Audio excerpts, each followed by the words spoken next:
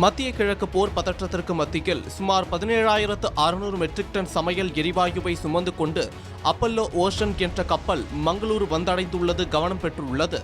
அமெரிக்காவும் இஸ்ரேலும் இணைந்து கடந்த மாதம் 28ஆம் தேதி ஈரான் மீது தாக்குதலை தொடங்கின. இதையடுத்து ஈரான் பதிலடி கொடுக்க தொடங்கியது. இரு தரப்புக்குமான போர் 25 நாட்களை கடந்து சென்று கொண்டிருக்கிறது.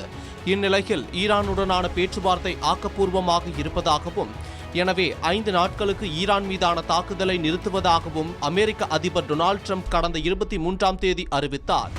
ஆனால் அமெரிக்காவுடன் எத்தகைய பேச்சுவார்த்தையிலும் தாங்கள் ஈடுபடவில்லை என ஈரான் திட்டவட்டமாக மறுத்திருந்தது. மேலும் ஆர்முஸ் நீரிணை வழியாக நட்பு நாடுகள் என்ற அடிப்படையில் இந்தியா, பாகிஸ்தான் உள்ளிட்ட 5 நாடுகளின் கப்பல்கள் செல்வதற்கு ஈரான் அனுமதி அளித்ததாக அந்நாட்டின் வெளியுறவுத்துறை அமைச்சர் சையத் அப்பாஸ் அராக்சி தெரிவித்திருந்தார். இந்த நிலையில் மத்திய கிழக்கு நாடுகள் உடனான போர் பதற்றத்திற்கு மத்தியிலும் கத்தாரில் இருந்து சுமார் 17,600 மெட்ரிக் டன் சமையல் எரிவாயுவை சுமந்து கொண்டு அப்பல்லோ ஓஷன் என்ற கப்பல் மங்களூரு புதிய துறைமுகத்திற்கு பாதுகாப்பாக வந்தடைந்தது.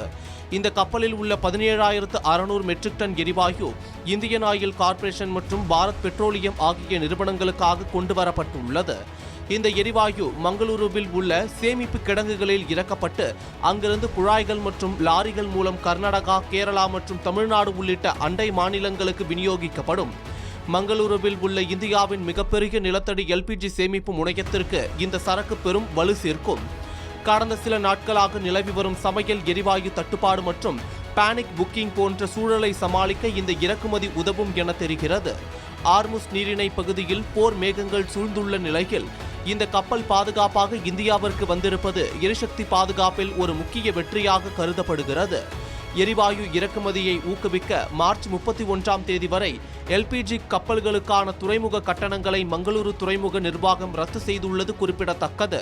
கடந்த சில நாட்களில் அமெரிக்கா மற்றும் ரஷ்யாவில் இருந்தும் எரிவாயு மற்றும் கச்சா எண்ணெய் ஏற்றிய கப்பல்கள் மங்களூரு வந்தடைந்துள்ளன.